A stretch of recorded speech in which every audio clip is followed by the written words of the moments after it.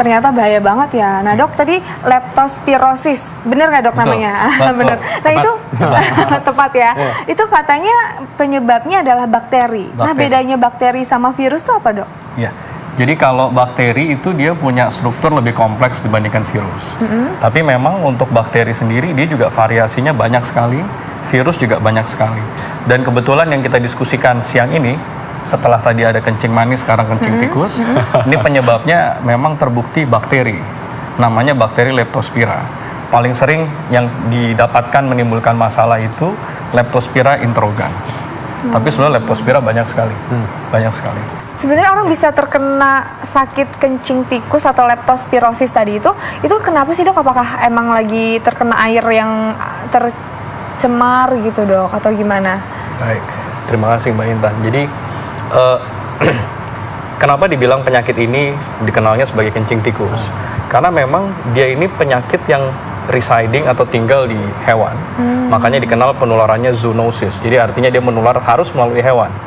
Dan kemudian dia stay-nya itu di ginjal dari hewan-hewan tersebut. Makanya tadi di tayangan sebelumnya kan disampaikan bahwa ternyata tidak hanya tikus, ada anjing, ada kuda, ada mammals yang lain. Intinya pada saat si hewan ini buang air kecil, kencing gitu ya, yang kita nggak tahu dia kencingnya di mana dan bagaimana karena nggak pernah bilang. Terus kemudian somehow itu berkontak dengan air yang juga berkontak dengan kita, akhirnya disitulah si bakteri itu bisa masuk ke dalam tubuh manusia. Berarti ini fakta atau mitos dok? Bahwa bakteri leptospirosis, bener ya dok? Bisa masuk melalui pori-pori kulit? Betul.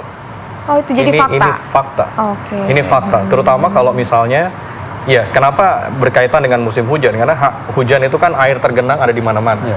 Dan otomatis kalau misalnya di situ banyak hewan, terutama tikus, ya tentu banyak hewan di situ, banyak tikus ya kencingnya juga pasti ada di mana-mana. Kemudian kencingnya mengkontaminasi genangan air karena hujan dan yang lain-lain itu. Kemudian kita jalan kena genangan air, kulit kita kebetulan ada yang luka, nah itu akan semakin meningkatkan risiko mudahnya bakteri masuk ke dalam tubuh kita. Kalau kulit yang intak, yang nggak luka? Ya, kalau kulit yang intak, seharusnya memang Tuhan menciptakan kulit ini sebagai barrier.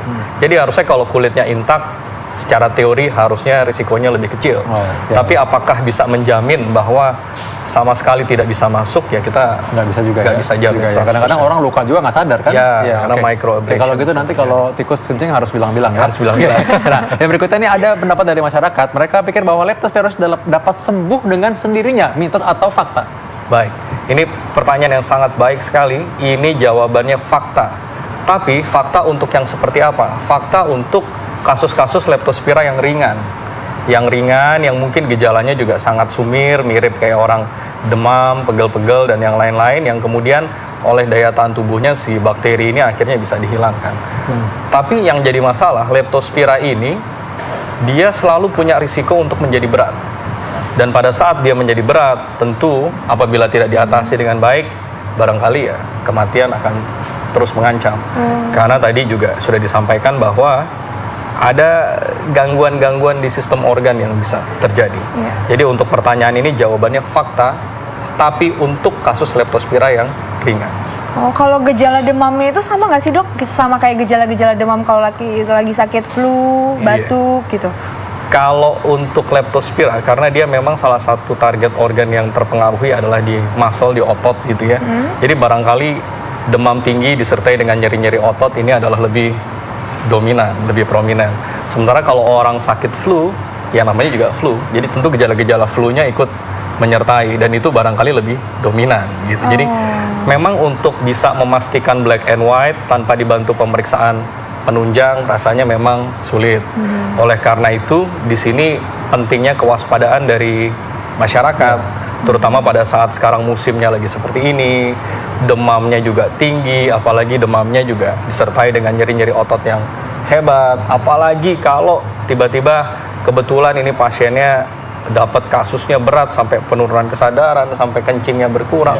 Saya kira ini udah sudah harus segera ke Nah, tadi nih ngomong soal kencing berkurang tadi ini bahaya banget ya, karena orang-orang kadang-kadang mikir kan tadi anggap remeh ya, mungkin wah nanti mungkin flu biasa tiba-tiba kencing berkurang. Mereka langsung berpendapat bahwa leptospira ini bisa menyebabkan gangguan ginjal. Mitos atau fakta? Fakta, sangat-sangat fakta, karena memang apabila kita memperdalam mengenai leptospira ini, ada dua target organ yang memang sangat disukai oleh leptospira, bakteri leptospira, yaitu ginjal dan hati. Leptospira ini memiliki risiko untuk merusak saluran-saluran di ginjal, tubulus-tubulus di ginjal itu dirusak oleh bakteri ini sehingga pasien tiba-tiba mengalami kondisi gagal ginjal. Gagal ginjal yang acute tiba-tiba, sehingga yang tadinya dia baik-baik saja tiba-tiba dalam hitungan jam atau hari semuanya langsung menurun secara drastis.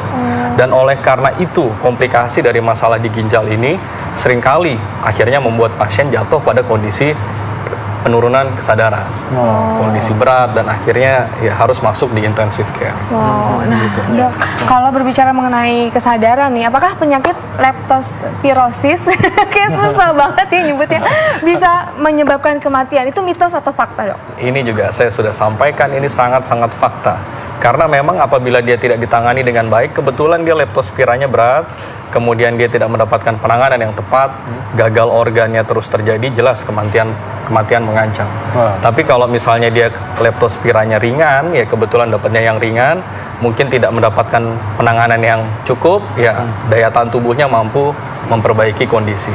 Tapi untuk menjawab ini, jawabannya adalah fakta. Nah, tadi kita bicara tadi mengenai tadi kan kalau orang ini harus cepat-cepat dideteksi ya. Betul. Nah, kira-kira waktu berapa lama nih sampai masa inkubasi, mungkin sampai masa dia langsung kena nih penyakitnya nih? Baik, ini inkubasi seperti pada umumnya bakteri, ini berlangsung agak lambat, jadi bisa 2-4 minggu. Jadi dia bakterinya masuk dulu, kemudian dia membelah diri di dalam tubuh manusia sampai akhirnya dia menimbulkan kerusakan di berbagai organ. Dan pada saat dia bermanifestasi itu, barulah kita biasanya menyadari bahwa hati-hati ada kemungkinan leptospira. Nah, gejala leptospira yang pertama kali muncul umumnya adalah demam. Demamnya tinggi, muncul mendadak, disertai dengan keluhan penyerta yang lain, tadi nyeri-nyeri otot, terutama di daerah betis, dan kemudian mata juga terlihat merah. Apabila kondisi ini berlangsung terus, tanpa penanganan yang tepat, akhirnya gangguan organ seperti di ginjal dan hati juga semakin tampak. Oleh karena itu ada subset leptospira yang berat dikenal sebagai Wales syndrome. Itu gejalanya adalah demam, gangguan ginjal disertai dengan mata yang kuning sebagai manifestasi dari gangguan hati.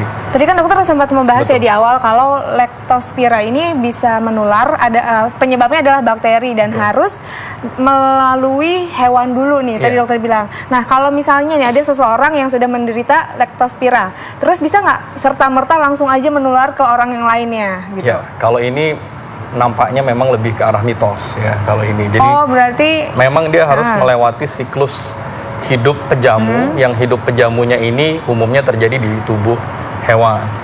Dan hewannya umumnya mammals, dan yang terbanyak adalah rodent, yaitu tikus. Makanya penyakit ini tadi dikenal sebagai penyakit kencing tikus, karena yang terbukti dapat menyebarkan bakteri ini secara masif memang adalah kencing dari hewan tikus. Tapi ternyata kan hewan-hewan yang lain juga bisa ikut menjadi sumber penularan. Kalau manusia menjadi sumber penularan, ini kalau dari laporan kasus yang ada, ini sifatnya kebetulan aja. Jadi kebetulan si orang itu sakit, terus kemudian dia kencing, terus mungkin kencingnya mengeluarkan dan akhirnya dapat mengkontaminasi. Tapi ini sifatnya masih laporan, case report, jarang sekali. Berarti memang dia harus melewati siklus hidup di tikus tadi atau binatang tadi ya? Zoonosis. Nah, ini kan karena ini maraknya selalu pas lagi musim hujan nih ya. Jadi katanya orang leptospirosis ini bisa terjadi pada musim hujan aja. Fakta atau mitos? Untuk yang satu ini jawabannya jelas mitos. Karena ini kan hubungannya dengan hewan perantara. Yang hewan perantaranya ini kan nggak hanya ada di musim hujan. Kapanpun dia ada. Apalagi mohon maaf, ini anjing kan sudah menjadi bagian hidup beberapa masyarakat kita gitu ya. Tapi kenapa musim hujan ini menjadi lebih meningkat kasusnya? Karena dimudahkan penyebarannya. Jadi dengan adanya musim hujan kan banyak kantong-kantong air yang menggenang. Nah, kantong-kantong air yang menggenang ini yang akhirnya membuat penyebarannya ini jadi lebih epidemik, jadi lebih mudah. Karena ada tikus kencing di sini, ke bawah air, akhirnya orang-orang di daerah situ bisa kena semua. Kalau nggak musim hujan kan mungkin hanya di daerah yang kena kencing tikusnya itu aja gitu. Tapi kalau musim hujannya nggak pakai banjir sih ya harusnya nggak terlalu ada masalah juga, sama Dok, aja. Kan aku kan suka sama kucing, terus melihara kucing nih. Itu bisa nggak sih dok bawa virus leptospirosis itu? Iya, jadi ya sama ya tadi kucing, anjing ya, ini juga bisa menularkan, ini bakteri. Tapi tentu cara-cara kita untuk menjaga supaya kita jangan sampai ya barangkali tertular, ya kita tentu harus menjaga higienitas kita. Kucingnya juga harus dijaga kebersihannya gitu, jadi nggak cuma yang empunya aja, tapi hewannya juga harus dijaga kebersihannya, dan mungkin dipantau kondisi dalam tanda kutip kesehatannya. Kadang-kadang ya saya bukan dokter hewan, tapi katanya kalau hewan sakit itu dia ada tanda-tandanya juga tuh, entah seperti apalah ya, mungkin lebih gelisah atau yang lain. Ya mungkin dia mau mengusir tikus dengan kucing ya.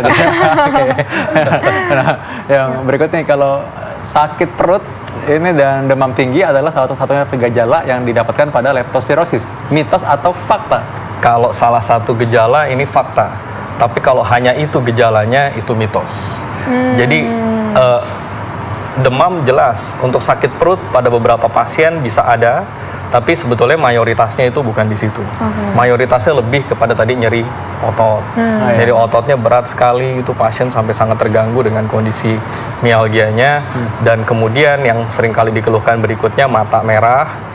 Dan kalau sudah tambah berat tadi jadi kuning malah matanya. Nah ini tadi ya karena mirip dengan gejala lain, kadang-kadang orang mungkin kelewatan. Betul. Kenapa apalagi sekarang mungkin ada banyak bencana, ada beberapa relawan kita masuk ke daerah-daerah kampung-kampung mungkin atau daerah bencana, nggak sadar kan, kena mungkin terpapar, mungkin dan akhirnya ketika 4 minggu kemudian baru muncul gejalanya, lupa pernah sana apa enggak.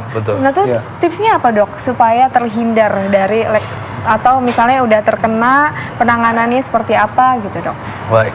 Jadi tadi sedikit menyinggung dari Dokter Vito, kan memang salah satu faktor risikonya tadi adalah water sport ya, karena memang tadi lebih banyak di genangan air. Jadi bahkan saking mudahnya penyakit ini menular, orang-orang yang sering melakukan water sport, berkegiatan dengan water sport itu dikatakan menjadi salah satu kelompok orang-orang yang memiliki risiko lebih tinggi untuk tertular leptospira ya. Jadi sampai sedemikian mudahnya bakteri ini menyebar. Nah, untuk ya tenaga-tenaga masyarakat kita yang membantu kondisi bencana di seluruh Indonesia ya, saya kira ini tugas yang sangat mulia, tapi ya memang tentu mereka juga akan punya risiko untuk terpapar dengan infeksi-infeksi yang sifatnya endemis seperti ini di Indonesia. Nah, tidak ada pencegahan khusus untuk hal seperti ini. Ya, artinya nggak ada obat pencegahan, yang lain nggak ada. Tapi mungkin kalau Anda punya luka, tolong lukanya ditutup. Karena tadi kita sudah sepakat bahwa salah satu penularannya adalah melalui permukaan kulit yang terluka dan terpapar dengan genangan air. Itu yang pertama. Yang kedua, nggak ada cara lain selain mengenali gejala dininya. Jadi apabila seorang mengalami demam tinggi tiba-tiba disertai dengan nyeri otot, terus mungkin tadi ada diare, matanya terlihat merah, badannya lemas, kencingnya tiba-tiba berkurang dalam hitungan hari. Nah itu saya kira nggak ada cara lain selain Anda harus segera menemui tenaga medis agar dapat mendapatkan pertolongan segera dan tepat. Ya, dan makin cepat tentu komplikasinya makin sedikit. Betul sekali. Oke, baik, terima kasih Dr. Adityo. Terima kasih Dr. Vito. Terima kasih dok. Gimana Intan, udah jelas ya? Jelas. Tapi gimana nih kayak hidup sehat hari ini, kan biasanya katanya nonton aja ya, sekarang ada di dalam langsung nih. Seru banget, aku bisa nanya apapun sama dokter, terus secara langsung kan sekarang nanyanya, terus jadi lebih jelas informasinya. Sambil makan lagi tadi bisa ya. Iya bener banget, kapan lagi. Oke, udah kalau gitu nanti Intan karena udah senang ada di sini akan hadir terus bersama kami. Kita akan kembali tiap Senin sampai Jumat pukul 13 sampai pukul 14, dan kalau terlambat menyaksikan sebenarnya bisa menyaksikan juga di laman fifa.co.id. Oke, saya Dr. Vito Damai pamit undur diri, dan rekan saya Intan Somadina. Indonesia, ayo hidup sehat. Sehat. Terima kasih.